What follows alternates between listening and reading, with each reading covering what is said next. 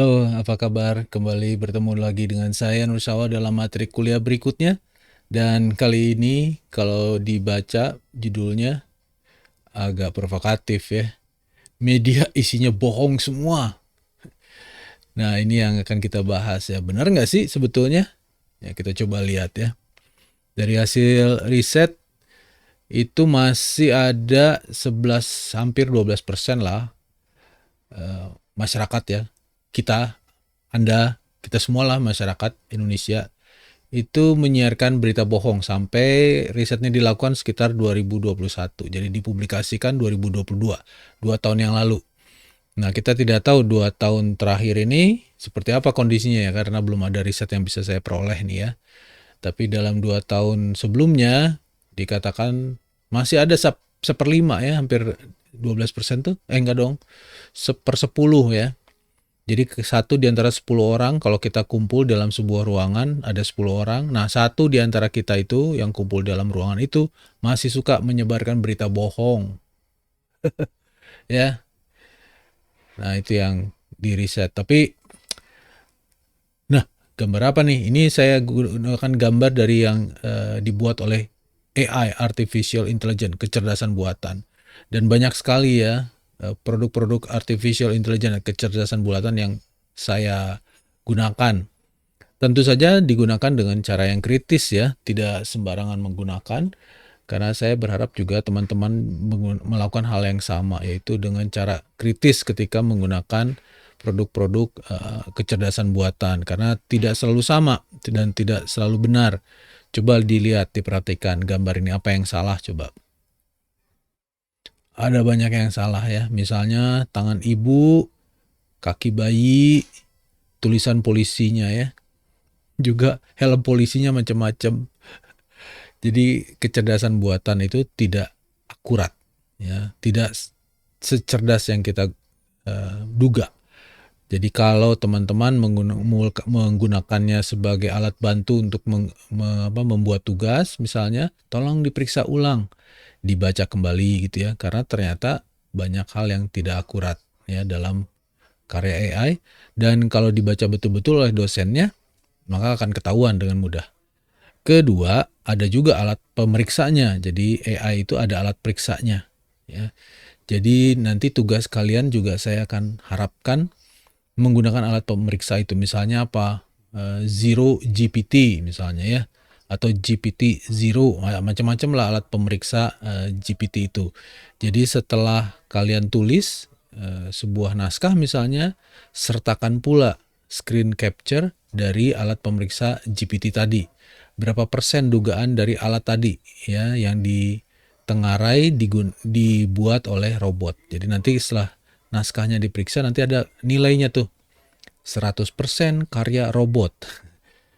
Ya, 100% karya manusia.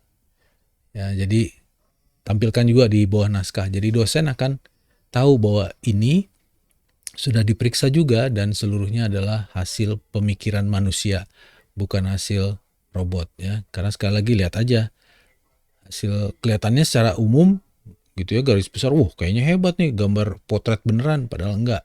Kalau diperhatikan secara detail ketahuan kok ya dengan mudah. Nah, baik, kita akan coba melihat apakah betul isi media itu bohong semua. Saya mau mengungkapkan beberapa kasus ya yang isinya sebetulnya benar semua, tapi ternyata mengungkapkan kebenaran tidak selalu berakhir seperti banyak pahlawan super gitu ya, yang ujungnya adalah si pembawa kebenaran itu menang. Ya, kebanyakan di Indonesia, ini kasusnya di Indonesia ya, pengungkap kebenaran ternyata kalah. Kenapa kalah? Karena tidak paham bagaimana caranya berkelahi di media digital gitu. Itu makanya media literasi ini perlu ya. Ini ambil contoh, saya agak samarkan sedikit lah nama-namanya karena ini disiarkan di YouTube juga ya. Nanti malah saya jadi kena lagi. Ya, misalnya ada seorang ibu nih menjadi sorotan karena tindakannya membongkar selingkuh suami melalui Instagram. Ya, suaminya adalah seorang anggota. Ya, kemudian diduga berselingkuh dengan beberapa perempuan. Buktinya banyak. Ya, sudah ditemukan, dikumpulkan pula oleh si ibu ini. Yang jadi persoalan adalah dia mengunggah bukti-bukti tadi di Instagram. Dia sudah melaporkannya secara prosedur ke polisi militer gitu ya. Tapi postingan IG-nya tadi yang membuat dia akhirnya dipenjara. Jadi ini kisah pahlawan super yang keok ya, karena tidak tahu caranya bertarung. Berikutnya adalah kisah Adam Denny. Saya juga nggak berani mengungkapkan kasusnya secara lengkap gitu ya, karena takutnya saya dianggap ikut menyebarkan. Tapi yang jelas dia ini dianggap menyebarkan secara sengaja dan tanpa izin dari orang yang sebetulnya merugikan dirinya, lalu dianggap meneruskan pesan yang bersifat rahasia dan dokumen pribadi kepada orang lain. Nah, tindakan ini dianggap melanggar ketentuan ITE dan akhirnya dipenjara ya. ITE itu penjaranya sekarang 4 tahun ya. Meskipun ada upaya untuk mengubahnya menjadi 8 tahun lagi ya oleh parlemen. Parlemen itu berarti isinya adalah anggota-anggota perwakilan rakyat yang dipilih oleh kalian kan, oleh kita-kita. Saya tidak tahu kenapa mereka lebih suka memenjara kita-kita ya daripada memenjara para pejabat, penguasa gitu ya, yang aneh-aneh kelakuannya. Nah, berikutnya kasus Zikria Zatil. Ini juga seorang ibu ya yang menghina wali kota Surabaya melalui postingan di Facebook. Dia sendiri sebetulnya adalah warga kota Bogor. Nggak tahu kenapa dia mesti marah-marah ke wali kota Surabaya. Gitu, akhirnya dia ditangkap. Lalu kemudian klarifikasi keluar videonya ya. Mohon maaf ya. Katanya dia emosi gitu ya, terbawa situasi di Facebook. Jadi karena meureun dia baca Facebook itu begitu ramainya ngomongin ibu wali kota ya kan, Ibu Risma. Tapi kemudian dia mohon maaf, klarifikasi. Ya begitulah ya. Jadi ada orang yang percaya bahwa media itu menyebar luas dan berpengaruh. Yang kedua, percaya bahwa nama baik itu perlu dijaga. Ya kan? Kenapa ada orang yang menggugat? Meskipun kebanyakan yang tadi kalau kita lihat kasusnya ya, yang diomongin adalah pelaku-pelaku yang punya kuasa ya, entah itu anggota, entah itu pejabat gitu kan, orang kaya, orang penting gitu. Yang menggugat adalah orang-orang bukan penting, bukan kaya, bukan anggota. Dan mereka kalah ya. Ada dua hal yang kita bisa pelajari. Pertama, orang yang menggugat dan melaporkan kita, orang biasa ini adalah percaya bahwa media, apalagi media sosial itu menyebar luas dan berpengaruh ya. Kemudian percaya bahwa nama baik itu perlu dijaga. Yang paling penting adalah yang melaporkan kita-kita itu merasa dirinya memiliki nama baik. Nah, karena itu kita coba ingat ya bahwa setiap orang merasa, termasuk kita juga sebetulnya, merasa memiliki nama baik dan perlu dijaga. Misalnya kalau kita mau melamar ya, atau kita menerima orang yang anak siapa gitu datang ke rumah mau melamar, pasti diperiksa apa yang kata orang Jawa tuh bibit bobot bebet. Ya kan? Itu nama baik sebetulnya kan? Meskipun kita tahu bahwa dia bukan punya nama baik ya, antar maling misalnya menikah, tetap aja ditanya bibit bebet bobotnya. Ya meskipun maling gitu, dia merasa tetap punya nama baik. Sebetulnya tidak salah-salah benar ya pandangan bahwa media itu menyebar luas dan berpengaruh. Karena ada banyak teori yang menyebutkan seperti itu. Misalnya teori peluru ya digagas oleh Harold Laswell tahun 20-an ketika dia mempelajari tentang propaganda semasa Perang Dunia. Nah, teori ini menggambarkan bahwa media itu begitu saktinya seperti sebuah peluru ajaib yang memasuki pikiran malayak lalu menyuntikkan pesan tanpa bisa ditangkis, tanpa bisa ditangkal gitu ya. Tidak kebal ya tubuh kita terhadap peluru tadi ya, sehingga kita tidak berdaya gitu. Jadi kalau nggak percaya silakan baca buku-bukunya, di sini ada buku-bukunya kan nih. Nah nih ada beberapa buku yang bisa kalian baca untuk menindaklanjuti pemahaman tentang apa itu teori peluru dan maksudnya apa gitu ya. Nah, teori ini sebenarnya dikenal dengan banyak nama. Ya, ada yang menyebutnya sebagai teori peluru dalam bukunya Wilbur Scram misalnya. Ada yang bilang menyebut teori ini sebagai jarum hipodermik misalnya oleh David Caberlo. Kemudian ada yang menyebutnya juga sebagai teori stimulus respons seperti bunyi teori stimulus responnya di psikologi behavioris yang ditulis oleh Melvin Defleur dan Rokeach gitu ya. Atau juga dikritik banyak orang ya, karena teori ini konsepnya terlalu menyederhanakan katanya. Tapi sebetulnya teori ini mendasari banyak teori kemudian ya. Bahkan termasuk teori kritis yang akan kita pahami nanti di akhir mata kuliah ini. Tapi yang jelas teori ini kemudian juga merangsang orang untuk melakukan penelitian-penelitian tentang efek media massa. Betul nggak sih isi media atau media itu begitu perkasa? Misalnya ini tahun 72-an ya, dia juga mencoba melihat apakah betul seperkasa itu. Jadi teorinya dikelompokkan dalam teori komunikasi massa ya. Karena ada teori komunikasi antar pribadi, teori komunikasi kelompok, teori komunikasi massa gitu ya. Nah, dalam teori komunikasi massa ada yang disebut dengan teori agenda setting. Ya, teori ini mengatakan media itu memiliki kemampuan untuk mempengaruhi. Ya. Dan dia menentukan kalau misalnya apa yang diliput media itu akan menjadi penting bagi publik. Jadi publik itu akan melihat kalau sebuah peristiwa diliput media berarti peristiwa tadi penting. Begitu barangkali sederhananya ya. Jadi ketika kita nonton TV, kita melihat ada berita, nah itu berarti berita penting. Karena nggak mungkin hal yang penting masuk jadi berita di televisi. Begitu logikanya. Ya, ini penelitiannya dilakukan oleh McCombs dan Shaw pada tahun 72 untuk membuktikan tadi ya pengaruh kuasa media tadi kepada halayak. Benar nggak sih gitu ya? Dan ternyata terbukti pada tahun itu ya. Jadi teori itu berpendapat tidak hanya memberitahu apa yang harus dipikirkan, tapi juga media itu memberitahu pada publik apa yang harus dipikirkan tentang isu tadi. Ya, sampai sejauh itu hasil risetnya. Jadi tidak hanya sekedar berpengaruh, tapi juga bahkan mempengaruhi cara berpikir. Ya, dengan kata lain, media itu tidak hanya sekedar mengajak orang memperhatikan sesuatu, tapi juga mengubah pendapat. Dan jadi tadi ya tidak hanya mengajak fokus pada isu tertentu, tapi juga mengubah pikiran orang. Dan ini menjadi teori yang berpengaruh dalam studi komunikasi massa dan sering digunakan dalam menganalisis hubungan antara media, opini publik, dan proses politik.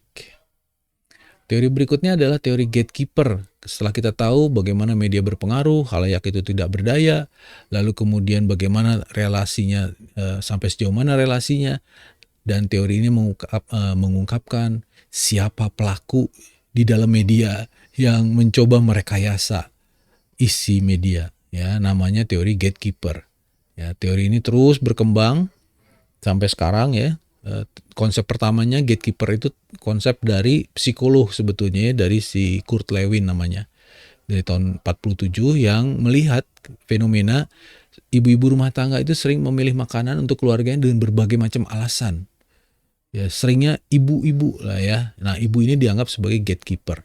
Kalau zaman sekarang mungkin bukan ibu ya, bisa jadi bapak ya, siapalah gitu ya, yang memilihkan menu di rumah dengan alasan misalnya ini sehat, enak, murah, dan seterusnya. Dengan berbagai macam alasannya yang disebut sebagai ideologi ya, dalam memilih menu untuk keluarga. Nah, si ibu ini berperan sebagai gatekeeper. Nah, konsep gatekeeper tadi diletakkan ke dalam komunikasi massa kepada editor, produser, eksekutif media yang memilih-milih berita. Nah, ini berita ini penting katanya untuk publik. Padahal nggak tahu benar nggak penting. Pernah nggak ditanya kepada kita, berita yang ini penting nggak sih sebetulnya? Ya kan nggak tahu juga. Ya nggak pernah ada kan SMS, WA gitu dari editor atau produser atau reporter TV ya. Berita ini penting nggak? Saya mau tayangin gitu. Ke WA Anda ada nggak? Oke, untuk memahami lebih lanjut silakan baca ini itu konsep tentang gatekeeper ya. Lalu berikutnya adalah teori hierarki pengaruh. Tadi setelah kita tahu siapa yang pelakunya di media, sekarang kita lihat di dalam media ternyata ada layer, lapisan-lapisan ya. Ada lapisan di dalam, ada lapisan di luar. Ternyata yang mempengaruhi media dalam memilih-milih informasi tadi. Ya, ketika media memilih mana peristiwa yang ditayangkan atau tidak ditayangkan, ternyata ada banyak faktor. Yang pertama, individu peliputnya. Ada jurnalis yang di lapangan yang mengambil gambar, merekam peristiwa. kemudian ada editor di dalam yang mengedit naskah, yang memotong-motong gambarnya, merangkai gambar. Ada juga pimpinan redaksi yang memilih mana berita ini yang ditayangkan, kalaupun ditayangkan urutan pertama, urutan kedua, urutan ketiga, atau juga ada pemilik media yang kadang-kadang juga sering mengatakan, udah berita ini nggak boleh ditayangkan. Awas ya kalau ditayangkan dipecat, dan itu pernah terjadi ya di Indonesia ya. Pernah tahu nggak? Ya, ada pemret ya mengundurkan diri dari sebuah televisi karena dia diminta untuk menyusun berita sedemikian rupa menjelang pemilu presiden. Tahun berapa itu? Ada ingat? Lupa ya. Ya 2014 ya, 2014 ada peristiwa. Coba aja searching, googling lah. Gunakan itu Google dengan baik. Manfaatkan untuk mencari tahu, mencari pengetahuan. Ya. Jadi ada juga faktor eksternal seperti hukum ya, tadi ada undang-undang ITE, ada undang-undang pers, ada undang-undang macam-macam, undang-undang penyiaran ya. Ada sistem politik. Jadi kalau di Malaysia, di Singapura kan televisi nggak boleh mengkritik pemerintah ya. Di Thailand televisi media nggak boleh mengkritik raja. Jadi nggak cuma di Indonesia aja ya banyak larangan-larangan itu ya. Sebenarnya di banyak negara Asia itu masih banyak yang dilarang ya, dilarang diomongin di Facebook, dilarang diomongin di TikTok. Cina bahkan di Tiongkok itu kita nggak boleh macam-macam itu. Dagang sih boleh, tapi nggak boleh mengkritik, nggak boleh ngapa-ngapain ya. Kemudian pemasang iklan juga ternyata mempengaruhi isi media. Ya, pernah ada sebuah kasus pada tahun tertentu di Indonesia juga yang membicarakan soal sebuah proyek properti ya yang ternyata diketahui tidak berizin. Nah, karena proyek propertinya begitu besarnya begitu ya, kemudian dia pasang iklan triliunan ke seluruh media di Indonesia, lalu beritanya hilang. Itu terjadi. Ya mungkin kalian nggak tahu ya karena saya orang media jadi saya tahu persis. Ya, lalu termasuk ideologi itu macam-macam ya, ada kapitalisme, liberalisme, agama, apalah banyak ideologi juga berpengaruh. Berikutnya adalah teori framing. Teori ini ya sudah jelas ya tadi dari sekian banyak teori termasuk agenda setting ya kan, hierarki pengaruh, gatekeeper yang mempercayai itu semua bahwa ternyata media itu memang memilih-milih. Ya, nah, gimana cara memilihnya? Keluarlah teori framing ya yang menyampaikan cara-cara memilih. Ya bagaimana media memilih dan memilah. Gitu ya. Ada macam-macam cara analisisnya juga ya. Jadi teori ini pemukanya adalah seorang sosiolog yang disebut sebagai bapak sosiologi jurnalisme ya, yang menyebut media itu membingkai realitas melalui bahasa dan simbol. Nah, kemudian teori ini juga menawarkan analisis framingnya. Ya, gimana cara untuk membongkar isi media. Ada banyak ya teori-teori model-model analisis framing ini. Setidaknya ada 4. Misalnya dari Van Dijk misalnya ya bukunya itu ada di sini ya. Nih ada bukunya Van Dijk. Itu menawarkan untuk melihat bagaimana media itu menggunakan struktur bahasa dan wacana. Wacana itu adalah diskusi gitu ya. Untuk membingkai realitas dan memanipulasi makna. Ya, jadi teori media framing ini bisa diterapkan nanti dalam berbagai riset untuk skripsi misalnya, untuk menilai isi berita, bagaimana wartawan, bagaimana sebuah media, bagaimana sebuah televisi atau 2 televisi kita bandingkan ya, dalam isu tertentu misalnya dalam perubahan iklim, dalam isu mobil listrik, dalam isu korupsi, dalam isu OTT KPK dan segala. Kita bisa bandingkan isi medianya, lalu bagaimana mereka memilih-milih fakta tertentu dalam berita yang sama tadi ya, berita tentang KPK, berita tentang OTT, berita tentang mobil listrik, berita tentang energi biru ya, energi terbarukan, tentang climate, perubahan iklim, termasuk juga tentang terorisme, bagaimana berita-berita media memberitakan terorisme, pelakunya, kecenderungan untuk menuduh kelompok agama tertentu dan seterusnya. Itu bisa dipakai melalui analisis framing ya di skripsi nanti. Berikutnya adalah yang juga sering dan jarang sebetulnya dipakai oleh mahasiswa Stikom untuk skripsi ya, tapi di luar sana banyak yang menggunakan ini karena tadi pertama kali percaya bahwa agenda media itu memang berkuasa. Dan di dalam media itu ada aktor-aktor yang menyalahgunakan kekuasaannya untuk mempengaruhi khalayak. Nah, itu dipercaya oleh teori politik ekonomi media ini. Nah, satu-satunya kepercayaan tadi disebutkan bahwa pemilik media, pasar, ideologi itu mempengaruhi isi dan produksi media. Karenanya harus dibongkar motifnya. Nah, jadi teori politik ekonomi media ini fokusnya pada mengkritik media untuk membongkar relasi kuasanya, motifnya, gitu ya. Teori ini dipengaruhi oleh pikiran-pikiran anti kapitalisme dan sikap pro publik. Anti kapitalisme itu artinya adalah media cuma melulu dipakai untuk cari untung, ya, bukan untuk membuat masyarakat lebih cerdas, ya, lebih pintar, ya, dalam berdemokrasi misalnya, sehingga masyarakat tidak salah pilih pemimpin ketika ada pemilu. Nah, media mencoba ya tadi menipu masyarakat agar salah pilih, ya, dengan cara macam-macam. Ya, misalnya lebih banyak hiburan daripada acara-acara yang mencerdaskan. Kalau kita baca di sini referensinya, ya ada buku dari Karl Marx, yaitu menganalisis bagaimana media di bawah kapitalisme digunakan untuk melayani kepentingan kelas borjuis dan mengendalikan pikiran massa. Kemudian ada lagi apa yang disebut dengan power elite dari Wright Miles itu ya, yang mengkritik konsentrasi kepemilikan media di tangan segelintir orang dan memperkuat kekuasaan elit politik dan ekonomi yang disebut sekarang ini oligarki. Kemudian berikutnya Stuart Hall, ya, Communication and Cultural Power.